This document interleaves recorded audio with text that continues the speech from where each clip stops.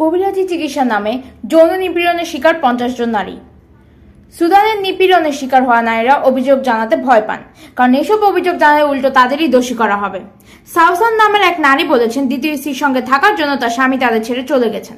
এই বিষয়ে সাহায্যের জন্য তিনি এক কবিরাজের কাছে গিয়েছেন, কিন্তু সমস্যা সমাধানে তিনি কবিরাজের দেওয়া প্রস্তাবে আশা করেননি। তাকে বলেন এই সমস্যার সমাধানে তার সঙ্গে শারীরিক সম্পর্ক করতে হবে, এরপর শরীর থেকে নির্গত তরল দিয়ে তিনি ওষুধ তৈরি করবেন, সেই ওষুধ তার স্বামীকে খাওয়াতে হবে। সাউসান বলেন, কবিরাজের আত্মবিশ্বাস ছিল, আমি তার বিরুদ্ধে পুলিশ বা আদালত বা এমনকি আমার স্বামীর কাছেও কোনো অভিযোগ করব না। কবিরাজের প্রস্তাব শুনে তিনি দ্রুত ঘটনাস্থল ত্যাগ করেন, আর এসব বিষয়ে কারো কাছে কোনো অভিযোগও করেননি তিনি। সুদানের যৌন নিপীড়নের শিকার 50 জন নারীর সঙ্গে কথা বলেছেন বিবিসি। এদের মধ্যে 3 জন শেখ ইব্রাহিম নামের আধ্যাত্মিক কবিরাজের কাছে গিয়েছেন। তাদের একজনের নাম প্রকাশ করা হয়নি। তিনি বলেছেন তার সঙ্গে ইব্রাহিম কৌশলে শারীরিক সম্পর্ক করেছেন।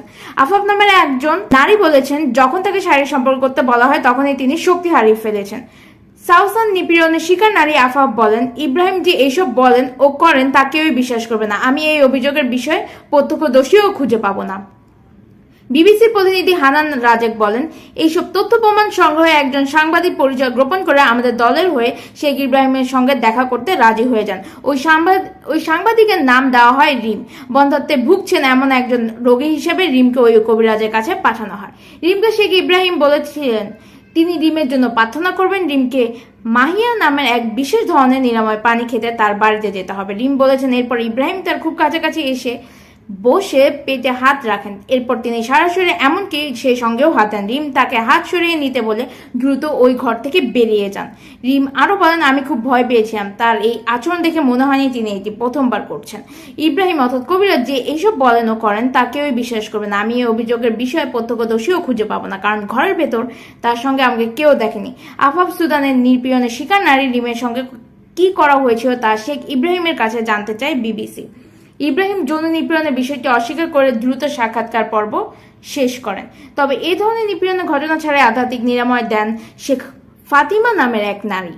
সুদানের খার্তুমে তিনি শুধু নারীদের জন্য এমন একটি নিরাময় কেন্দ্র খুলেছেন। প্রায় 30 বছর ধরে তিনি নারীদের সমস্যার সমাধানে কাজ করছেন। এইসব বিষয়ে তথ্য প্রমাণ সহ মরক্কো ও সুদানের রাজনৈতিক কর্তৃপক্ষের সঙ্গে বিবিসি যোগাযোগ করেছে। এত বেশি নারীদের নিপীড়নের অভিজ্ঞতার কথা জানিয়েছেন তা প্রাথমিকভাবে বিশ্বাস করতে নার সুদানের ধর্ম মন্ত্রণালয়ের পরিবার ও সমাজ বিভাগের প্রধান আলা আবু জেইদ। তবে তিনি স্বীকার করেছেন আধ্যাত্মিক নিরাময় কেন্দ্র নিয়ন্ত্রণের অভাবে বিশৃঙ্খলা সৃষ্টি হচ্ছে, আর যারা বেকার বা চাকরি নেই তারা এটিকে পেশা হিসেবে ব্যবহার করছেন। আলা আবু জেইদ বলেন, এর আগে তিনি এই ধরনের পেশা পরিচালনার নিয়ম কানুন নিয়ে কাজ করেছেন, কিন্তু দেশটির রাজনৈতিক অস্থিতিশীলতার বর্তমানে এর অগ্রাধিকার নেই বললেই চলে। আমরা যত তথ্য প্রমাণ সংগ্রহ করেছি এইসব বিষয়ে মরক্কো ও সুদান কর্তৃপক্ষ ব্যবস্থা নিতে নারাজ। তাই নিরাময় পেশার আড়ালে লুকিয়ে থাকা ব্যক্তিদের বিরুদ্ধে কথা বলার ভার কেবল নারীদের উপরেই থেকে যাচ্ছে।